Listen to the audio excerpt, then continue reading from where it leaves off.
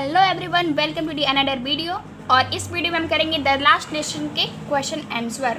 हमारा पहला चैप्टर ही द लास्ट लेसन। ओके, तो द लास्ट लेसन के हम क्वेश्चन आंसर करेंगे, लेकिन इसमें कमाल की चीज़ दिखाती हूँ मैं आपको।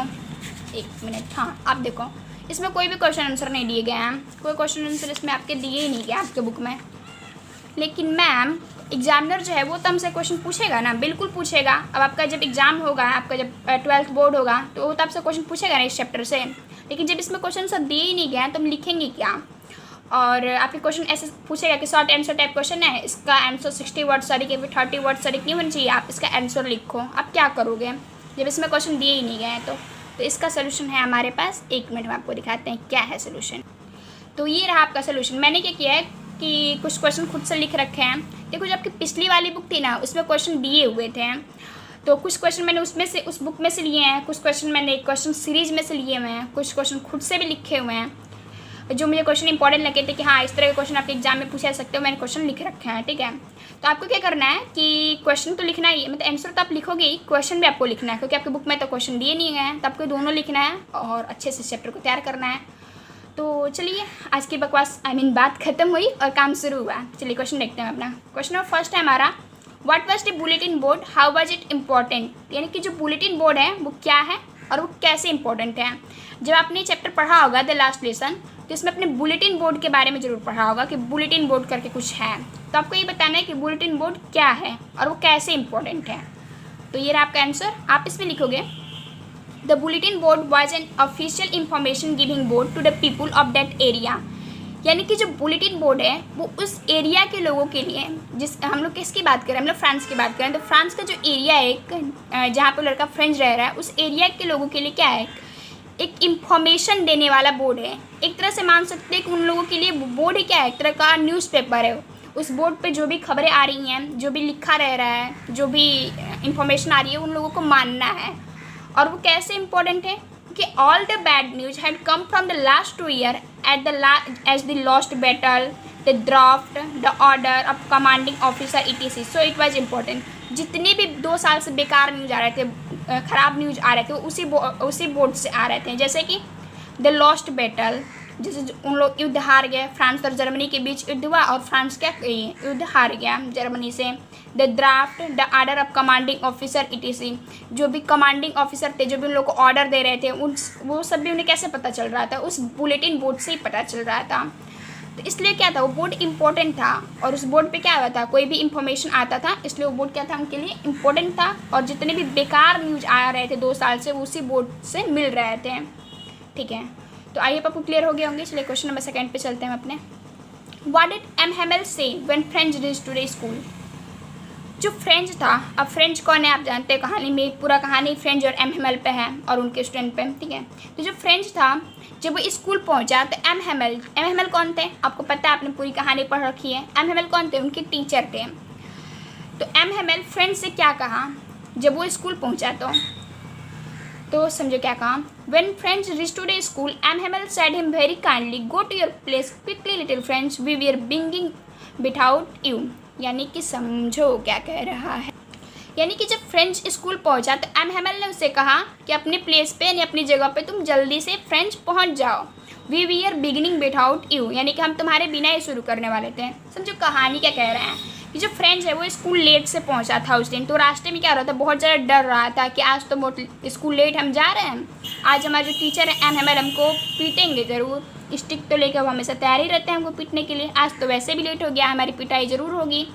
लेकिन जैसे ही फ्रेंच क्या हुआ, स्कूल पहुंचा, तो एम हेमल क्या हुआ, उनका स्वभाव बिल्कुल चेंज था। वो बहुत उसे आराम से बोले, बहुत ही काइंडली उसे बोले कि फ्रेंच तुम अपनी जगह पे पहुंच जाओ, हम तुम्हारे बिना ही शुरू करने वाले थे। यानी क्लास हम क्या करने वाले थे, तुम्हारे बिना ही शुरू करने वाले थे। अच्छा हुआ तुम आगे, तुम जाओ अपने जगह पे बैठो, अब हम क्या करते हैं, क्लास को शुरू करते हैं। तो यही हुआ, ठीक है। चलिए क्वेश्चन नंबर 3 पे चलते हैं। यहाँ पे एक्चुअली साउंड प्रॉब्लम तो बहुत है, तो आपको उतने तो मैनेज करना होगा। मैं भी कोशिश कर रही हूँ कि मैं तेज़ बोलूँ, अब आई डोंट नो मैं कितनी तेज़ बोल पा रही हूँ। देखिए क्वेश्चन नंबर 3 देखिए आप। What was French accepted to be prepared with for school that day. यानी कि फ्रेंच क्या एक्सेप्ट कर रहा था कि उसके साथ स्कूल में क्या होने वाला है, वो क्या सोच रहा था। तो इसके आंसर देखने से पहले आप इसकी पूरी कहानी समझो कि जो फ्रेंच की जो टीचर थे एम हेमल, उन्होंने उससे कह रखा था कि पार्टिसिपल तुम्हें क्या करना है, तुम सभी लोगों को पार्टिसिपल जो चैप्टर है पार्टिसिपल आप लोग जानते हैं इंग्लिश ग्रामर का चैप्टर है पार्टिसिपल, उसको आप क्या करना है, आप लोग को तैयार करके आना है। तो फ्रेंच क्या था, ये एक्सेप्ट कर रहा था कि हमें पार्टिसिपल तैयार करना है, अगर नहीं तैयार करेंगे तो MMLA में पीटेंगे। तो उस दिन तो क्या हुआ था, फ्रेंच का लेट भी हो गया था स्कूल जाने में। तो फ्रेंच यही सोच रहा था कि काश मुझे पार्टिसिपल याद रहते हैं, याद रहेंगे तो क्या पता MMLA में ना पीटे, नहीं तो उसे। लेकिन रियलिटी नहीं क्या था, MMLA जो फ्रेंच था उसको पार्टिसिपल याद ही नहीं थे। तो उसी चीज़ को लेकर क्या कर रहा था, डर रहा था और सोच रहा था कि काश मैंने पार्टिसिपल्स याद कर। तो ये आपका आंसर, आप इसमें लिखोगे French was accepted to prepare a lesson on participle. जो मैंने आपको बताया कि फ्रेंच ये एक्सेप्ट कर रहा था, एक्सेप्ट मतलब क्या रहा, आशा करना, आशा कर रहा था कि हम क्या करते हैं, काश पार्टिसिपल्स हमने याद कर लिया होता। MML his teacher had announced that he would question on participles on that day.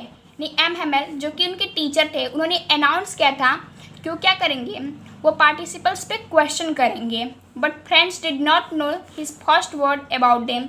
लेकिन जो फ्रेंच था वो पार्टिसिपल का पहला शब्द भी नहीं जानता था, पूरा पार्टिसिपल तैयार करना था और उसको पहला शब्द भी नहीं पता था कि उससे पूछ लिया जाए कि पार्टिसिपल की स्पेलिंग क्या होती है, तो उसको ये भी नहीं पता था, उसने बिल्कुल भी तैयार नहीं किया था। So he was accepting a scolding from his teacher on that day. अच्छा, अब यहाँ पे स्कोल्डिंग ये थोड़ा हार्ड वर्ड है, बहुत बच्चों को इसका आंसर नहीं पता होगा, तब लिख लो। स्कोल्डिंग का मतलब होता है डांट पड़ना, ठीक है।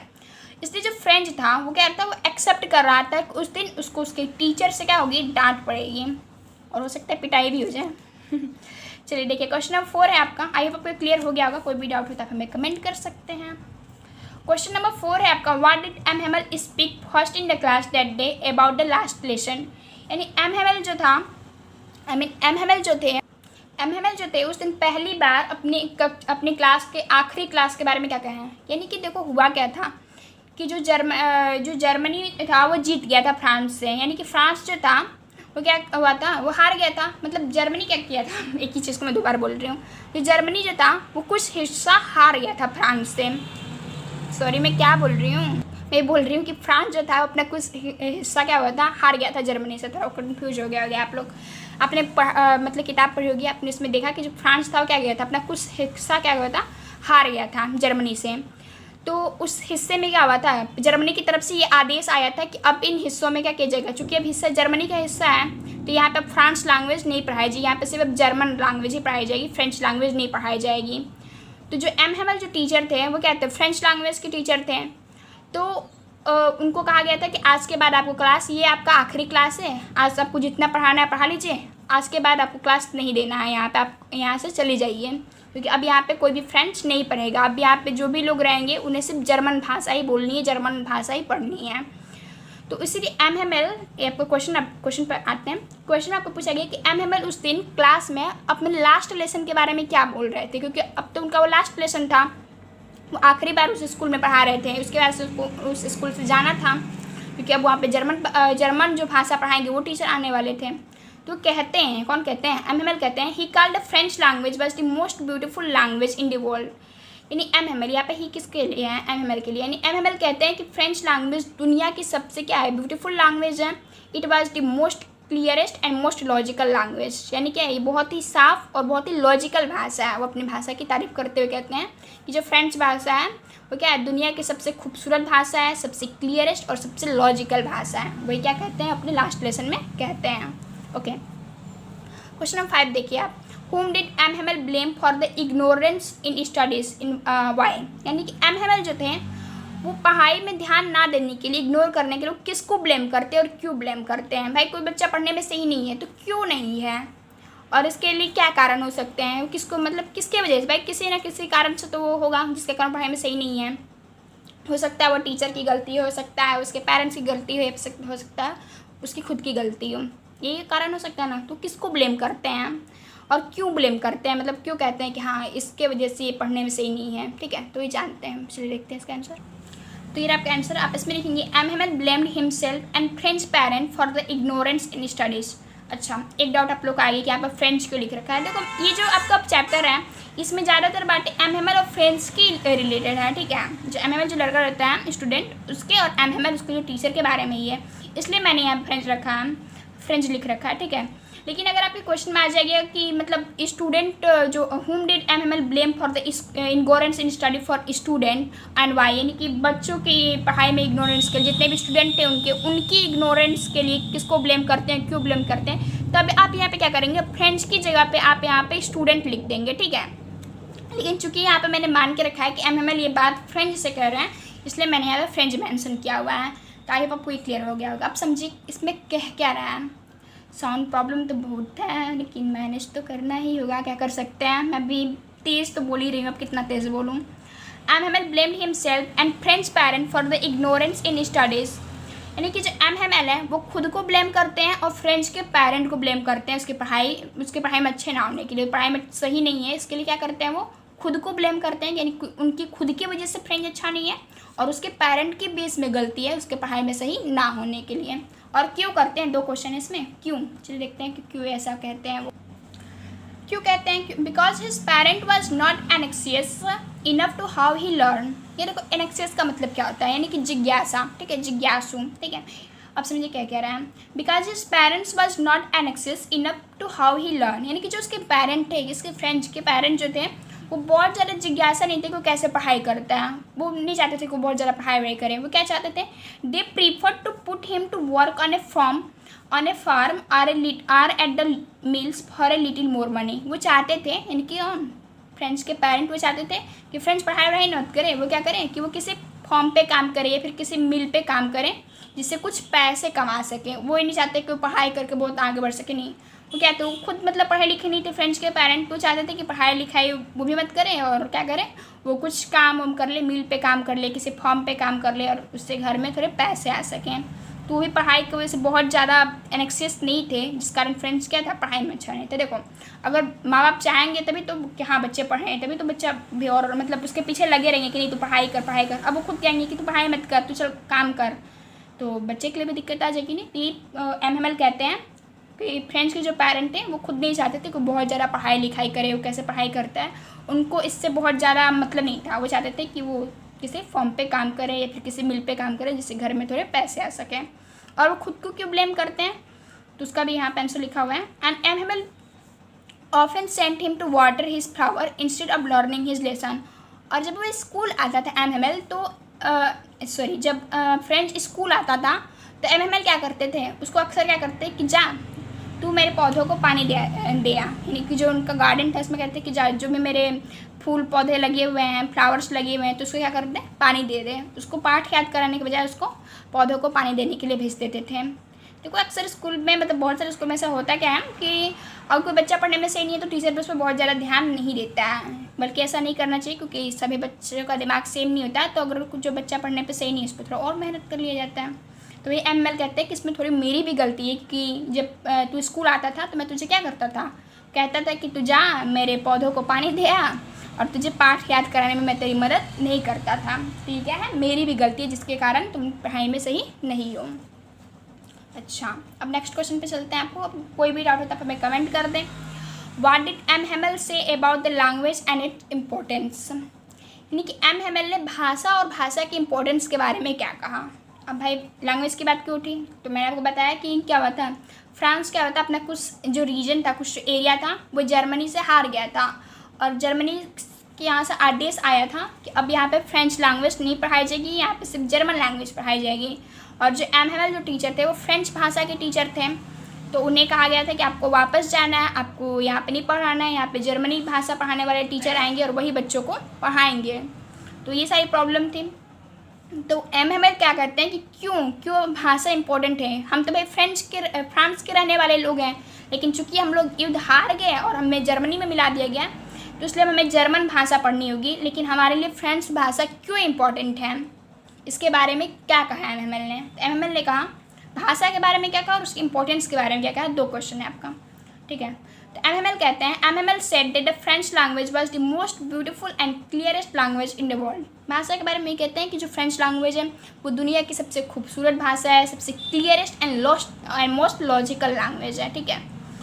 और क्यों इम्पोर्टेंट है किसी भी देश के लिए, सिर्फ मतलब फ्रेंच वालों के लिए फ्रांस वालों के लिए फ्रेंच भाषा इंपॉर्टेंट है, जर्मनी वालों के लिए जर्मन भाषा इंपॉर्टेंट है, हमारे लिए हमारी भाषा इंपॉर्टेंट। तो क्यों इंपॉर्टेंट है, तो इसके बारे में कहते हैं कि he said when people are enslaved French language was their key to freedom, यानी कि जब हम गुलाम हो जाएंगे तो सिर्फ हमारी भाषा ही, उनकी भाषा क्या थी, फ्रेंच भाषा थी, तो सिर्फ हमारी जो भाषा है फ्रेंच भाषा वही हमारी आज़ादी की क्या होगी, चाबी होगी।